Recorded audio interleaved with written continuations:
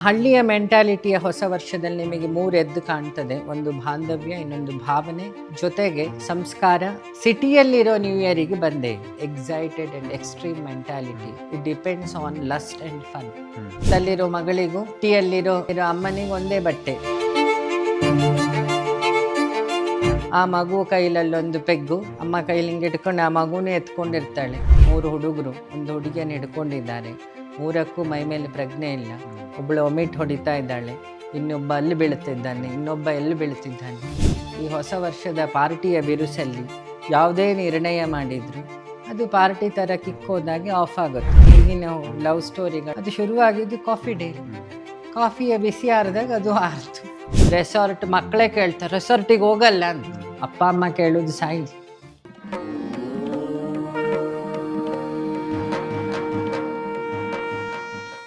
ನಮಸ್ಕಾರ ವೀಕ್ಷಕರೇ, Vishwavani TV special ವಿಶೇಷ ಕಾರ್ಯಕ್ರಮಕ್ಕೆ ನಿಮಗೆಲ್ಲರಿಗೂ ಆತ್ಮೀಯ ಸ್ವಾಗತ. ನಾನು ನಿಮ್ಮ ಹರೀಶ್ ಕೇರ. ಇವತ್ತೊಬ್ಬರು ವಿಶಿಷ್ಟ ಅತಿಥಿಯ ಜೊತೆ ನಿಮ್ಮ ಜೊತೆ ಬಂದಿದ್ದೀನಿ.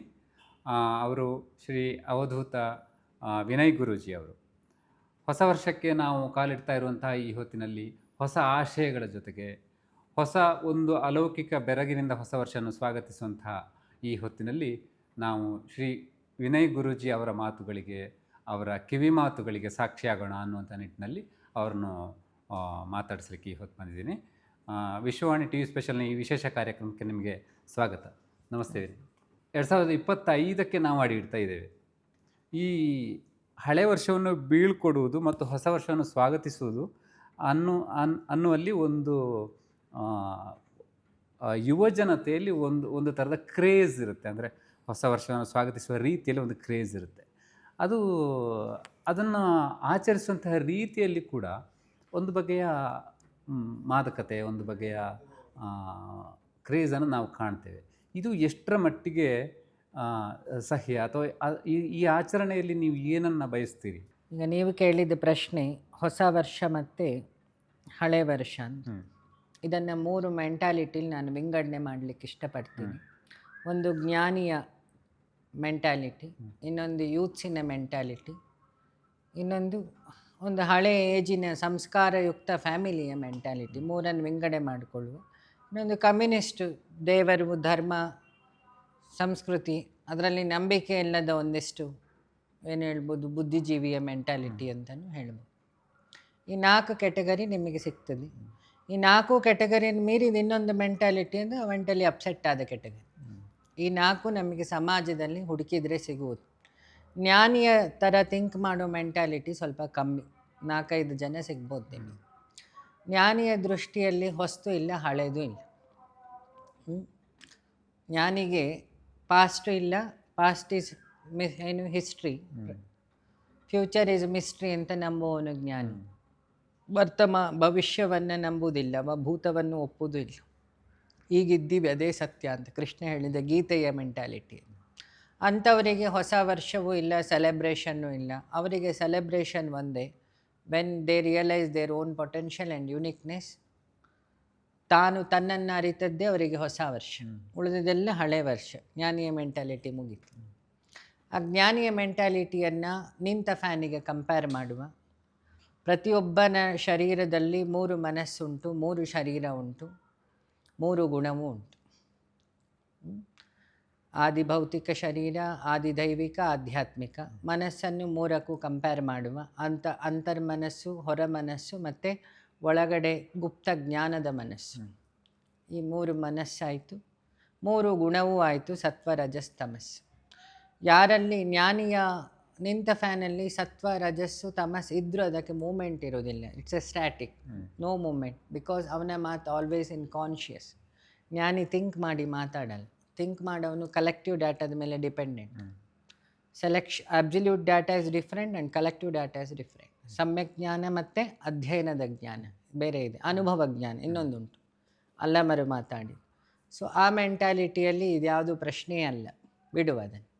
ಅಲ್ಲಿ ಹುಟ್ಟು ಸಾವಿನ ಯುದ್ಧದ ಸತ್ಯ ತಿಳ್ಕೊಳ್ಳೋ ಪಯಣ.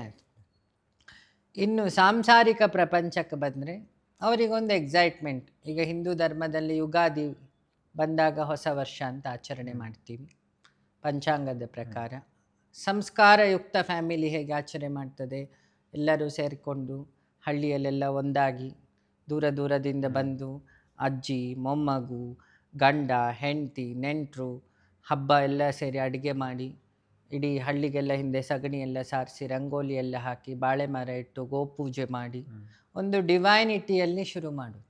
ಎಲ್ಲ ಒಟ್ಟಿಗೆ ಊಟ ಮಾಡಿ, ಕೊನೆಗೆಲ್ಲ ಒಟ್ಟಿಗೆ ಕಾಪಿ ಕುಡಿದು, ಆ ತೊಟ್ಟಿ ಮನೆ ಅಂಗಳದಲ್ಲಿ ಕೂತೊಂದು ಫೋಟೋ ತಕ್ಕಿಸ್ಕೊಂಡು, ಯಾಕೆ ನೀವು ಸುಳ್ಯದಲ್ಲಿ ಇರೋದ್ರಿಂದ ಅಲ್ಲಿ ಜಾಸ್ತಿ ಆ ಮನೆಗಳುಂಟು ಈಗಲೂ.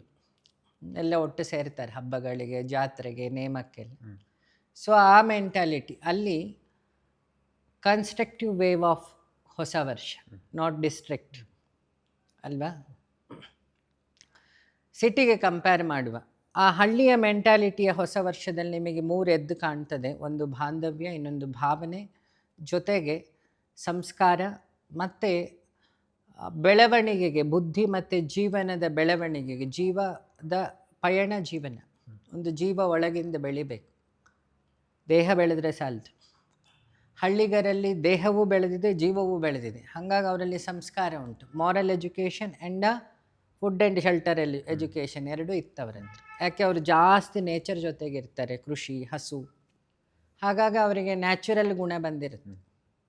ಯಾರು ಪ್ರಕೃತಿಯ ಜೊತೆಗೆ ಜಾಸ್ತಿ ಇರ್ತಾರೆ, ಅದೊಂದು ದೊಡ್ಡ ಅಧ್ಯಾತ್ಮ. ಅವರಿಗೆ ಪ್ರಕೃತಿಯ ಗುಣ ಬಂತು ಅಂತ ಅರ್ಥ. ಪ್ರಕೃತಿ ಅಂದರೆ ಸೈಲೆನ್ಸ್, ಪ್ರೀತಿಸೋದೇ ಪ್ರಕೃತಿ, ಕಂಪ್ಯಾಷನ್ ಎದ್ದು ಕಾಣ್ತದೆ. ಆಮೇಲೆ ನಾವು ಬಿಟ್ಟು ಹೋಗ್ತಾ ನಮಗೆಲ್ಲ ಬೇಜಾರಿರುತ್ತೆ, ಇನ್ನು ಯಾವಾಗ ಗೆಟ್ ಟುಗೆದರ್ ಆಗ್ತೀವಿ. ಯಾಕೆ ನಾನು ಹಳ್ಳಿಯಿಂದ ಬಂದಿದ್ದು, ನಿಮ್ಮ ಸುಳ್ಯದ ಹತ್ರವೂ ಹಳ್ಳಿಯಿಂದನೇ ನೀವು ಹೇಳಿದ್ರಿ. ಜಾಸ್ತಿ ಆ ಸುಬ್ರಹ್ಮಣ್ಯ, ಸುಳ್ಯ, ಪುತ್ತೂರೆಲ್ಲ ಸ್ವಲ್ಪ ಪ್ರಕೃತಿ ಜೊತೆಗೆ ಇರೋದು. ಅವ್ರು ಸುಮ್ಮನೆ ಕಾಡೆಲ್ಲ ಕಡಿಯೋದಿಲ್ಲ. ಸೊ ಅವರು ಪ್ರತಿಯೊಂದು ವಸ್ತುವಿನ ಜೊತೆಗೆ ಮಾತಾಡೋ ಭಾವನೆಯನ್ನು, ಭಾಷೆ ಕಲ್ತಿರ್ತಾರೆ ಹಳ್ಳಿಗರು. ಅವರು ಹಸು ಹತ್ರ ಮಾತಾಡ್ತಾರೆ, ಅದು ಕೂಗುತ್ತೆ ಗೌರಿ ಅಂದ ತಕ್ಷಣ. ಇವರು ಬೆಳಗ್ಗೆ ಕೂತ್ರೆ ಆ ಗಿಳಿ ಬಂದು ಮಾತಾಡ್ತದೆ, ಮಂಗ ಬಂದು ಮಾತಾಡ್ತದೆ, ಹೇಳಿದ್ದಕ್ಕೆ ರೆಸ್ಪಾನ್ಸ್ ಕೊಡ್ತಾವೆ ಎಲ್ಲ ನೀವು ನೋಡ್ಬೋದು. ಸಿಟಿಯಲ್ಲಿರೋ ನ್ಯೂ ಇಯರಿಗೆ ಬಂದೆ, 2 ಮೆಂಟ್ಯಾಲಿಟಿ ಮುಗೀತು. ಜ್ಞಾನಿಯದ್ದು ಮುಗೀತು, ಸಂಸ್ಕಾರಯುಕ್ತ ಇನ್ನೋಸೆನ್ಸ್ ಮೆಂಟ್ಯಾಲಿಟಿ ಮುಗೀತು. 3rd ಒನ್ನಿಗೆ ನಾನು ಬಂದೆ, excited and extreme mentality. It depends on lust and fun. ಇದು ನಮ್ಮ ಈಗಿನ ಪರಿಸ್ಥಿತಿ. ಅದು ವೆಸ್ಟರ್ನಿನ ಇನ್ಫ್ಲೂಯೆನ್ಸಿಂದ ಬಂದಿತ್ತು. ಮೊದಲು ನ್ಯೂ ಇಯರ್ ಅನ್ನೋ ಶಬ್ದವೇ 10-15 ವರ್ಷದ ಹಿಂದೆ ಉದಯ ಚಾನೆಲ್ ಚಂದನೆ ಇದ್ದಾಗ, ನಾನು 5th 4th ಇದ್ದಾಗ ಇದು ಯಾವುದು ಇರಲಿಲ್ಲ. ಅವಾಗ ಒಂದು ಯುಗಾದಿ ಸಂಚಿಕೆಯನ್ನು ತರಂಗದವರೊಂದು ಬಿಡ್ತಿದ್ರು. ಬಿಟ್ಟರೆ ಅದರಲ್ಲಿ ನ್ಯೂ ಇಯರ್ ಪಾರ್ಟಿ ಫೋಟೋ ನೋಡಿಲ್ಲ. ಈ ಬೇವು ಬೆಲ್ಲ, ಸಂಕ್ರಾಂತಿಯದ್ದು ಭವಿಷ್ಯ ಏನೇನೋ ಇರ್ತಿತ್ತು ಅದರಲ್ಲಿ. ಅಥವಾ ಮನೆ ಅಡಿಗೆ ಮಾಡೋದು ಹೇಗೆ, ಹಬ್ಬದ ಅಡಿಗೆ ಮಾಡೋದು ಹೇಗೆ. ಈಗೇನಿಲ್ಲ, ಈಗ ರೆಸಾರ್ಟ್ ಮಕ್ಕಳೇ ಕೇಳ್ತಾರೆ, ರೆಸಾರ್ಟಿಗೆ ಹೋಗಲ್ಲ ಅಂತ. ಅಪ್ಪ ಅಮ್ಮ ಕೇಳೋದು ಸಾಯಿಲಿ. ಈಗ ನೀವು TV ಚಾನೆಲ್ ಮಾಡಿದರೆ ಅಮ್ಮ ಮಗಳು ಹಾಕೋ ಬಟ್ಟೆನ ಅಮ್ಮ ಹಾಕ್ಕೊಂಡಿರ್ತಾಳೆ. ಅಷ್ಟು ಸಣ್ಣ ಬಟ್ಟೆಯಲ್ಲಿ ಇರ್ತಾರೆ. ತಪ್ಪು ಸರಿ ಅದು ಅವರಿಗೆ ಬಿಟ್ಟ ಪ್ರಶ್ನೆ. ಇಬ್ಬರಿಗೂ ಒಂದೇ ಬಟ್ಟೆ ಅಲ್ಲ. 5th ಮಗಳಿಗೂ 50ಯಲ್ಲಿರೋ ಅಥವಾ 35ಯಲ್ಲಿರೋ ಅಮ್ಮನಿಗೆ ಒಂದೇ ಬಟ್ಟೆ. ಇದು ಈಗಿನ ಇಲ್ಲಿಯ ನ್ಯೂ ಇಯರ್. ಆ ಮಗು ಕೈಲಲ್ಲೊಂದು ಪೆಗ್ಗು, ಅಮ್ಮ ಕೈಲಿ ಹಿಂಗೆ ಇಟ್ಕೊಂಡು ಆ ಮಗುನೇ ಎತ್ಕೊಂಡಿರ್ತಾಳೆ. ಹಳ್ಳಿಯವರು ಎಲ್ಲ ಸಂಸ್ಕೃತಿ ಕುಡಿಬೇಕಾದ್ರೆ ಒಂದು ಹಳ್ಳಿಯ ನಾಟಿ ಹಸುವಿನ ಕೆಚ್ಚ, ಗೋಮಾತೆಯ ಹಾಲು ಅಥವಾ ಸ್ವಮಾತೆಯ ಹಾಲಲ್ಲಿ ಬೆಳೆದ್ವಿ. ಅದಾದರೂ ಸ್ವಲ್ಪ ಪಾವಿತ್ರತೆ. ಇಲ್ಲಿ ಸಿಟಿಯಲ್ಲಿ ತಕ್ಕ ಮಟ್ಟಿಗೆ ನಂದಿನಿಯವರಿಂದ ಬೆಳೆದ್ರು. ಆದರೆ ಈಗ ಬೆಳೀತಾ ಇರೋದು ಹಾಲಲ್ಲ. ಮಗು ಶುರು ನೋಡೋದೇ ಮಧ್ಯರಾತ್ರಿ ಹೊಸ ವರ್ಷದ ಆಲ್ಕೋಹಾಲಲ್ಲಿ. ಹೋದ ವರ್ಷದೊಂದು ಸಣ್ಣ ವಿಡಿಯೋದು ಹೇಳ್ತೀನಿ. 3 ಹುಡುಗರು ಒಂದು ಹುಡುಗಿಯನ್ನು ಹಿಡ್ಕೊಂಡಿದ್ದಾರೆ. 3ಕ್ಕೂ ಮೈ ಮೇಲೆ ಪ್ರಜ್ಞೆ ಇಲ್ಲ. ಒಬ್ಬಳು ಒಮಿಟ್ ಹೊಡಿತಾ ಇದ್ದಾಳೆ, ಇನ್ನೊಬ್ಬ ಅಲ್ಲಿ ಬೀಳ್ತಿದ್ದಾನೆ, ಇನ್ನೊಬ್ಬ ಎಲ್ಲಿ ಬೀಳ್ತಿದ್ದಾನೆ. ನಾ ಮೊನ್ನೆ ಡಿಪಾರ್ಟ್ಮೆಂಟ್ ಅವರಿಗೆ ಹೇಳಿದೆ, ಈ IPS ಮಾಡಿ ಏನು ಫಲ ಅಂತ. ನಿಮಗೆ ಪ್ರತಿ ವರ್ಷಕ್ಕೊಮ್ಮೆ ಇವ್ರನ್ನೆಲ್ಲ IPS ಮಾಡಿ ಸ್ಟಾರ್ ಹಾಕ್ಕೊಂಡು ಇವರನ್ನು ವಾಂತಿ ಮಾಡೋರನ್ನು ವಾಂತಿ ಬಾಚಿ ಮನೆಗೆ ಬಿಡೋ ಪರಿಸ್ಥಿತಿ ಬಂತಲ್ಲ. ಇದೀಗ ಹೊಸ ವರ್ಷ, 3ನೇ ಮೆಂಟ್ಯಾಲಿಟಿ. ಬುದ್ಧಿಜೀವಿಗಳದ್ದು ಗೊತ್ತಿಲ್ಲ, ಅವರು ಅವ್ರದ್ದೇ ಒಂದು ಪ್ರಪಂಚದಲ್ಲಿರ್ತಾರೆ. ಅದು ಚಿಂತಕರ ಚಾವಡಿ ಅಂತಲೂ ಹೇಳ್ಬೋದು. ಒಮ್ಮೊಮ್ಮೆ ಅದರಲ್ಲಿ ಟೆರರ್ ಚಿಂತನೆ ಮಾಡಿದರೆ ಅದು ಇನ್ನೊಂದು ಚಾವಡಿಯೂ ಆಗ್ತದೆ. ನಾರ್ಮಲಿ ಚಿಂತಕರ ಚಾವಡಿ, ಅಲ್ಲಿ ಅವರೆಲ್ಲವೂ ತರ್ಕದ ಮೇಲೆ ನಿಲ್ಲಿಸೋದು. ಅಧ್ಯಯನ ತಪ್ಪಲ್ಲ, ಅದೊಂದು ಅನುಭವದ ಮೇಲೆ ಅವರು ನಿಂತಿರ್ತಾರೆ. ಅವರ ಚಿಂತನೆಗಳು, ಅವರ ನ್ಯೂ ಇಯರ್ ಪುಸ್ತಕ ಚಿಂತನೆ ಅದರಲ್ಲಿ ಆಗ್ತದೆ. ಈ 3ನೇ ವರ್ಗ ಇದೆಯಲ್ಲ, ಕೃಷ್ಣ ಹೇಳೋ 4 ವರ್ಗದ ಭಕ್ತರು ಭಗವದ್ಗೀತೆಯಲ್ಲಿ ಹೇಳಿದಾಗೆ ಈಗ ನ್ಯೂ ಇಯರಲ್ಲಿ 4 ವರ್ಗದವರಿದ್ದಾರೆ. ಆ 3ನೇ ವರ್ಗದವರಿಗೆ they don't have the clarity. ನಾವು ಇನ್ನೊಬ್ಬರನ್ನು ತೋರಿಸ್ಲಿಕ್ಕೆ, ಇನ್ನೊಬ್ಬರನ್ನು ಇಂಪ್ರೆಸ್ ಮಾಡಲಿಕ್ಕೆ ಅಂತ ಬದುಕೋ ಜೀವನ ಇದೆಯಲ್ಲ, ಆ ವರ್ಗ ಇದು. ಅವರಿಗೆ ಹೊಸ ವರ್ಷ ಅಂದಾಗ ಅದೊಂದು ಶಾರೀರಿಕ ಸುಖ, ಕಂಠಪೂರ್ತಿ ಕುಡಿಬೇಕು, ಸಂಸ್ಕಾರ ಏನು ಅಲ್ಲಿ ಎಲ್ಲೂ ಟಾರ್ಚಾಗಿ ಹುಡುಕಿದ್ರೂ ಸಿಗಲ್ಲ. ಬೆಳಗ್ಗೆ ತನಕ ವಾಂತಿ ಹೊಡೆದು ಶರೀರವೂ ಹಾಳು ಮಾಡಿಕೊಂಡು ಮನಸ್ಸು ಹಾಳು ಮಾಡಿಕೊಂಡು ಆ ಊರು ಸಂತೆ ಮೇಲೆ ಹೋಗಿ ಕುಣಿದು ಅಲ್ಲೊಂದಿಷ್ಟು ಕಸ ಮಾಡಿ BBMP ಅವರಿಗೆ ಒಂದು ಕೆಲಸ ಕೊಟ್ಟು, ಡಿಪಾರ್ಟ್ಮೆಂಟಿಗೆ ಒಂದು ಕೆಲಸ ಕೊಟ್ಟು, ಸರಿ ಗಾಡಿ ಓಡಿಸ್ದೆ ಯಾರೋ ಭಿಕ್ಷುಕರ ಮೇಲೋ ಹಣ್ಣು ಮಾರೋರ ಮೇಲೋ ಹತ್ತಿಸಿ ನೈಸ್ ರೋಡಲ್ಲಿ ನೈಸಾಗಿ ಬರಲಿಕ್ಕಾಗ್ತದೆ. ಇದು ಹೋದಾಗ ರೋಡ್ ಗೊತ್ತಾಗಲ್ಲ, ರೋಡ್ ಏರೋಪ್ಲೇನ್ ಏರ್ಪೋರ್ಟ್ ಥರ ಕಾಣ್ತಿರುತ್ತೆ. ಅವನು ಹೋಗಿ ಬೆಳಿಗ್ಗೆ ಅವನನ್ನು ಅವ್ರ ಅಪ್ಪ ಅಮ್ಮ ಹೆಕ್ಕಿ ತರಬೇಕು ಮನೆಗೆ. ಈ ಪರಿಸ್ಥಿತಿಯಲ್ಲಿ ಒಂದು ನ್ಯೂ ಇಯರ್ ಆಗ್ತಿದೆ. ಈ new year it is not constructive new year, it's A fun. ಅದರಲ್ಲಿ ಡೇಂಜರು, ಸೊಸೈಟಿಗೂ ಡೇಂಜರು, ಅವನಿಗೂ danger, not A moral message. ಅವ್ರಿಗೆ ಯಾವ ಆಸೆ ಆಕಾಂಕ್ಷೆ ಇರಲ್ಲ. ಅವ್ರಿಗೆ ಪಾರ್ಟಿ ಮಾಡಲಿಕ್ಕೆ ಒಂದು ದಿನ ಬೇಕಿತ್ತು, ಕಾರಣ ಬೇಕಿತ್ತು. ಊರಲ್ಲೆಲ್ಲ ಗೆಟ್ ಟುಗೆದರ್ ಆಗಲಿಕ್ಕೆ ಈ ಲೀವ್ ಟುಗೆದರ್ ಫಿಲಾಸಫಿಯಲ್ಲಿರೋರೆಲ್ಲ ಅವತ್ತಲ್ಲಿ ಒಟ್ಟು ಸೇರ್ತಾರೆ. ಅವರಿಗೆ ಒಂಥರ ಜಾತ್ರೆ ಇದು. ಅಲ್ಲಿ ಯಾವ ಮೊರಾಲಿಟಿ ಇಲ್ಲ ಅಂತ. ಅವರು ಮದುವೆ ಆಗಿದ್ದು ದೊಡ್ಡ ವೇಸ್ಟ್. ಆ ಮಕ್ಕಳನ್ನು ಹಾದಿ ತಪ್ಪಿಸ್ತಾರೆ. ಅಪ್ಪ ಅಮ್ಮ ಸ್ವಯಂ ಹಾದಿ ತಪ್ಪಿಯಾಗಿರುತ್ತೆ ಅಲ್ವಾ? ಸೊ ಹೇಗೆ ಅರ್ಥಪೂರ್ಣವಾಗಿ ಆಚರಿಸ್ಬೋದು ಅಂತ ನಾನು ಹೇಳಿದೆ. ನೋಡಿ, ದೇರ್ ಆರ್ 2 ಥಿಂಗ್ಸ್ ಸೊಸೈಟಿಲಿ. ಒಂದು ಇನ್ನೋಸೆನ್ಸ್, ಇನ್ನೊಂದು ಇಂಟೆಲಿಜೆನ್ಸ್. ಇಂಟೆಲಿಜೆನ್ಸ್ ಅವರೆಲ್ಲ ಇಂಟೆಲಲ್ಲಿದ್ದಾರೆ, ಅಲ್ಲಿ ಭಾವನೆ ಇಲ್ಲ, ಫ್ರೆಂಡ್ಶಿಪ್ ಅನ್ನೋ ಸ್ನೇಹ ಅನ್ನೋ ಭಾವನೆ ಇಲ್ಲ, ನೋ ಎಥಿಕ್ಸ್. ಎಥಿಕ್ಸನ್ನು ನೀವು ನೋಡಬೇಕಾದ್ರೆ ಇನ್ನೋಸೆನ್ಸ್ ಇರೋ ಹಳ್ಳಿಯವ್ರ ಹತ್ರ ಹೋಗಬೇಕಷ್ಟೆ ಅಲ್ವಾ? ಅವರಿಗೆ ದಿನವೂ ಹೊಸ ವರ್ಷ. ಅತಿಥಿ ಸೇವೆಯಲ್ಲಿ ಖುಷಿ ಪಡ್ತಿರ್ತಾರೆ, ಹೊಸ್ತು ಕಾಣ್ತಿರ್ತಾರೆ, ಹೊಸ ಕೃಷಿಯಲ್ಲಿ ಹೊಸ್ತು ಕಾಣ್ತಾರೆ, ಪ್ರತಿಯೊಬ್ಬರನ್ನು ಪ್ರೀತಿಸೋದಲ್ಲಿ ಹೊಸ್ತು ಕಾಣ್ತಾರೆ, ಹೊಸ ಅಡುಗೆಗಳು ಮಾಡ್ತಿರ್ತಾರೆ. ಈಗೆಲ್ಲ ಚೆಫ್ ಕೋರ್ಸಿಗೆ ಹೋಗಬೇಕು. ನಮ್ಮ ಅಜ್ಜಿಯೆಲ್ಲ ಯಾವ ಕೋರ್ಸಿಗೂ ಹೋಗಿಲ್ಲ. ಅವರಿಗೆ 100ರಿಂದ ಬರೀ ಹಲಸಿನಕಾಯಲ್ಲಿ 100ರಿಂದ 150 ಐಟಮ್ ಮಾಡ್ತಾರೆ. ಅವರು ಯಾವ ಕೋರ್ಸಿಗೆ ಹೋಗಿದ್ರು ಅಲ್ವಾ? ಅಲ್ವಾ? ಸೊ ಅವ್ರ ಹತ್ರ ಯಾವ ನಾಲೆಡ್ಜ್ ಇದೆ ಅವಾಗ? ಅವರಿಗೆ ಯೂನಿವರ್ಸಿಟಿ ಆಗಿತ್ತು. The language is innocence. ಇಲ್ಲಿ ಲಾಂಗ್ವೇಜ್ ಇಂಟೆಲಿಜೆನ್ಸ್. ನಮ್ಮದು ಈಗ ಸಿಟಿಯಲ್ಲೆಲ್ಲ ಲಾಭ ನಷ್ಟ ಇಟ್ಕೊಂಡು ನೋಡೋದು.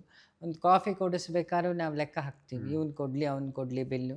ಆದರೆ ಫೋಟೋ ಕೊಡ್ತಾ ಇಲ್ಲ ಹಿಂಗೆ ವಿ ಆರ್ ಗುಡ್ ಫ್ರೆಂಡ್ಸ್ ಅಂತೇಳಿ ರೀಲ್ ಬಿಡ್ತೀವಿ. ನೋಡಿ, ನಮ್ಮ ತ್ರಿಕರಣವು ಬೇರೆ ಆಯ್ತಲ್ಲ. ಮನಸ್ಸಲ್ಲಿ ನಾವು ಥಿಂಕ್ ಮಾಡಿದ್ದು ಬೇರೆ, ಬಿಲ್ ಕೊಡಬೇಕಲ್ಲ ಅಂಥೇಳಿ. ಹೊರಗಡೆ ನಾವು ಹೇಳಿದ್ದು ಬೇರೆ.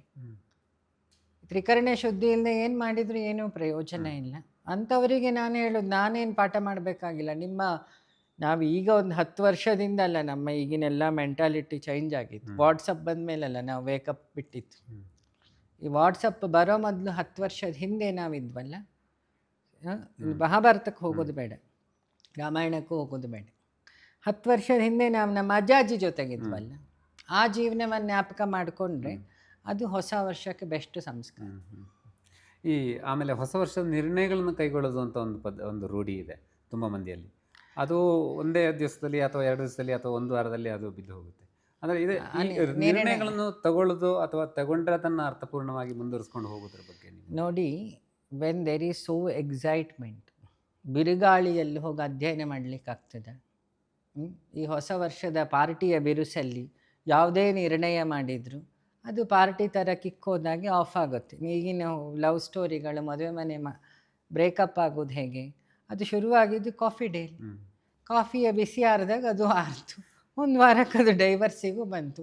ಸುಮ್ಮನೆ ಆ ಪ್ಯಾಲೇಸ್ ಗ್ರೌಂಡಲ್ಲಿ ಆ ಹುಡುಗ ಹುಡುಗಿ ಮನೆಯದು 3 ಕೋಟಿ, ಹುಡುಗನ ಮನೆಯದು 3 ಕೋಟಿ, ಇವೆಂಟ್ ಅವನಿಗೆ 2 ಕೋಟಿ, ಒಂದು 13 ಕೋಟಿ ಖರ್ಚಲ್ಲಿ ಇಡೀ ಊರಿಗೆ ಕರೆದು ಕೊನೆಗೆ ಎಕ್ಸ್ಟ್ರಾ ಲಾಯರಿಗೆ 1 ಕೋಟಿ. ಈಗ ನಾನೀಗ ಸಿಟಿಗಳಲ್ಲಿ ಮದುವೆ ಆಗೋರಿಗೆ ಹೇಳಿದೆ, ಪುರೋಹಿತರ ಪ್ಯಾಕೇಜು, ಇವೆಂಟ್ ಪ್ಯಾಕೇಜು, ನಿಮ್ಮ 4 ದಿನದೆಲ್ಲ ಪ್ಯಾಕೇಜ್ ಜೊತೆಗೆ ಒಂದು ಸ್ಟೇಷನ್ ಪ್ಯಾಕೇಜು, ಒಂದು ಕೋರ್ಟ್ ಪ್ಯಾಕೇಜು ಅಂತ ನೀವು ಇಟ್ಕೊಳ್ಳಿ, ಒಳ್ಳೆಯದು ಅಂತ. ಹಾಗಾಗಿದೆ ನಾವೀಗೆಲ್ಲ ಪ್ಯಾಕೇಜಲ್ಲಿರೋದಲ್ವ, ನ್ಯಾಚುರಾಲಿಟಿಯಲ್ಲಿಲ್ಲ. ಸೊ ಹಾಗಾಗಿ ನಿರ್ಣಯದಲ್ಲಿ ಕ್ಲಾರಿಟಿ ಇರಬೇಕು, ಇನ್ನೊಂದು ಅನುಭವ ಇರಬೇಕು, ಅಧ್ಯಯನ ಇರಬೇಕು. ಈಗಿನ ಯಾವ ನಿರ್ಣಯದಲ್ಲೇನಿದೆ, ಈಗ ನಿರ್ಣಯ ತಗೊಳ್ಳೋದೇನು, ರಮ್ಮಿ ಆಡೋದೇ ಒಂದು ನಿರ್ಣಯ. ಬೇಗ ದುಡ್ಡಾಗಬೇಕು, ನಾಳೆಯಿಂದ ರಮ್ಮಿ ಆಡುವ, ಆಡಿದೆ ಏನಾಯ್ತು, ದುಡ್ಡು ಆಯಿತು, ಸಾಫ್ಟ್ವೇರ್ ಮಾಡಿದವನಿಗೆ, ಕಂಪನಿಯವನಿಗೆ ಇವನು ದುಡ್ಡು ಹೋಯ್ತು. ಇದಾಗಿರೋದು ಈಗಿನ ಹುಡುಗರಲ್ಲಿ ಎಲ್ಲಿದೆ, ಸಡನ್ ಶೇರ್ಸಿಗೆ ಹಾಕಿ ಆಯ್ತು. ಯಾರಿಗೂ ಶ್ರೀಮಂತ ಅದಲ್ಲಿ ಒಂಥರ ಲಾಟ್ರಿ ಇದ್ದಾಗ ಅದು ಅಧ್ಯಯನ ಮಾಡಲಿಲ್ಲ ಅಂದರೆ ಶೇರ್ಸ್ ಎಲ್ಲ ಮರೋಡಿ ಬರ್ತಾರೆ. ವಿಡಿಯೋ ಗೇಮ್ಸ್ ಮೊನ್ನೆ ಅಷ್ಟೇ ಸದನದಲ್ಲಿ ತಂದರೆ ಎಷ್ಟು ಜನ ಸಾಯ್ತಿಲ್ಲ. ನಮ್ಮ ಊರಿನ ತೀರ್ಥಹಳ್ಳಿ ಹತ್ರ 4-5 ಜನ ರೋಡಿಗೆ ಬಂದರು. ಯೂತ್ಸ್ 20-25 ವರ್ಷದ, ಸಾಲ 20 ಲಕ್ಷ ರೂಪಾಯಿ ಆಗಿದ್ದು 4 ಗಂಟೆ. 4 ಗಂಟೆಯಲ್ಲಿ ಒಬ್ಬ ಮನುಷ್ಯ 20 ಲ್ಯಾಕ್ ಸಾಲ ಮಾಡ್ತಾ ಇದ್ದಾನೆ ಅಂದರೆ ಹುಡುಗರ ಪರಿಸ್ಥಿತಿ ಏನು? ನಡೆದಿದ್ದು ಇದು ನಾಟಕ ಹೊಡೆದಿದ್ದಲ್ಲ, ಇದು ನಾವೇ ನಮ್ಮ ಆಶ್ರಮಕ್ಕೆ ಬಂದವನು ಹೇಳಿದ್ದು ಹೀಗಾಯಿತು. ಅವನಿಗೆ ದುಡ್ಡು ಕೊಟ್ಟು ಅವನ ಹೆಂಡತಿ ಸುಸೈಡ್ ಮಾಡಿಕೊಂಡು, ದುಡ್ಡು ಕೊಟ್ಟು ಅವನು ರೋಡ್ ಮೇಲೆ ಇದ್ದಾನೆ.